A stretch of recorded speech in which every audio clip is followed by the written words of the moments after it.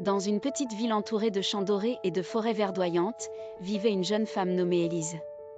Elle avait observé au cours des années les différentes relations qui jalonnaient sa vie.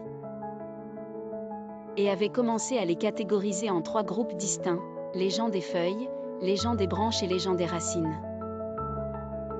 Élise se rappelait de Mireille, une amie du lycée qu'elle voyait surtout lors des belles journées de printemps. Mireille était comme une feuille, elle flottait avec le vent des opportunités et disparaissait dès que les saisons changeaient. Elle partageait des moments de rire et des confidences à la dérobée, mais Élise savait qu'elle ne pouvait pas compter sur Mireille pour les moments difficiles.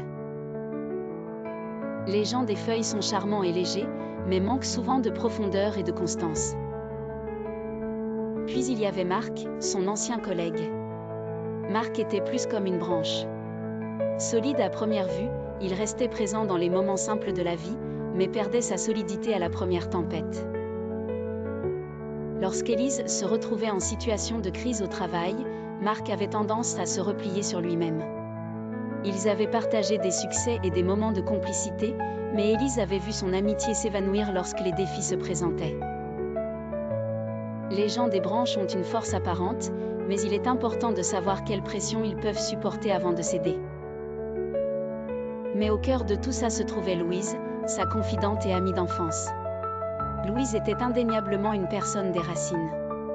Peu importe les tempêtes ou les saisons changeantes, Louise était toujours là, telle une constante rassurante dans la vie d'Élise. Elle lui apportait un amour inconditionnel et une stabilité inébranlable qui nourrit et fortifie l'âme. Louise était l'épaule sur laquelle Élise pouvait pleurer et la voix rassurante qui lui donnait du courage quand tout le reste échouait. Ce sont ces personnes qui, à travers leur amour et leur loyauté, nous soutiennent dans le jardin capricieux de la vie. Élise en vint à comprendre que les véritables trésors de la vie ne sont pas toujours les plus visibles ou bruyants. Les gens des racines sont rares mais indispensables. En revenant sur sa vie, elle se jura de cultiver des relations plus profondes et de chérir ceux qui apportaient vraiment du sens et de la joie à son existence. Car, tout comme les racines cachées d'un arbre majestueux, ces liens silencieux et solides sont ceux qui résistent à l'épreuve du temps. Merci infiniment d'avoir regardé cette vidéo. Si vous avez aimé l'épisode, n'hésitez pas à vous abonner à ma chaîne pour ne rater aucun contenu. Cliquez sur j'aime, partagez avec vos amis et revenez pour d'autres aventures captivantes. À très bientôt.